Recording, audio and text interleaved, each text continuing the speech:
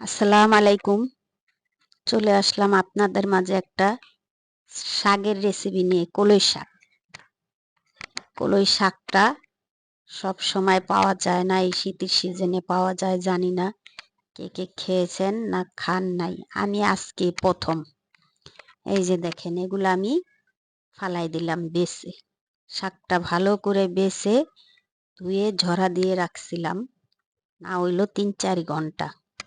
এখন আমি একটা একটা করে এই যে কুচি কুচি করে কেটে নিলাম একসাথে, অনেকটি এক মুঠে নিয়ে।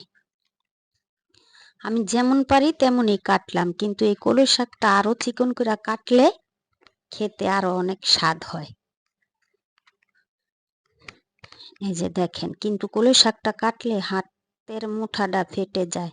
এই যে দেখেন কিরকম করে কাটলাম, এই যে দেখছেন। তাই আমার এই ভিডিওটা যদি আপনাদের কাছে একটু হলেও ভালো লাগে, লাইক কমেন্ট শেয়ার করবেন।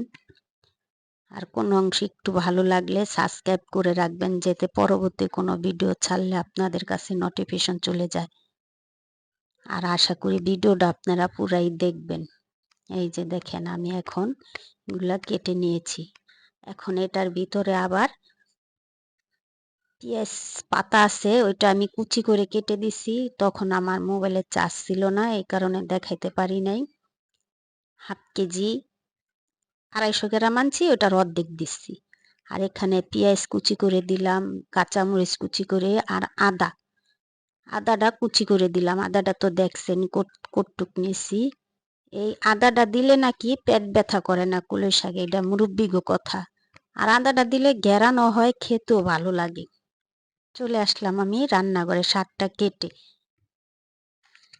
চুলায় বসায় দিলাম একটা কড়াই বসায়া আমি তেল দিলাম। এখানে আমি আর বাগারে কোনো পেঁয়াজ মেয়াজ কিছুই দেই নাই, রসুনও না। কলই শাকে রসুন দেই না, কলই শাকে রসুন দিলে রসুনের ঘেরান আসে, কলই শাকের ঘেরান আসে না। আমি একসাথেই বসায় দিলাম। আপনারা ইচ্ছা করলে আলাদাভাবে শাকটা একটু মজাও বাগার দিতে পারেন, একসাথেও দিতে পারেন, কিন্তু এইভাবে বাগার দিলে শাকটা সবুজ থাকে, খেতে ভালো লাগে। এই যে দেখেন, আমি 2-3 বার উল্টে পাল্টিয়ে নাড়াচাড়া দিয়ে নিলাম। আমার শাকটা দেখেন কত সুন্দর সবুজ হয়েছে। এই যে আবার একটু নাড়াচাড়া দিয়ে নিলাম। শাকটা আমার হয়ে গেছে গা। আশা করি আমার ভিডিওটা আপনাদের কাছে ভালো লেগেছে।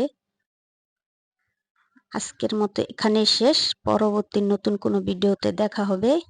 আল্লাহ হাফেজ।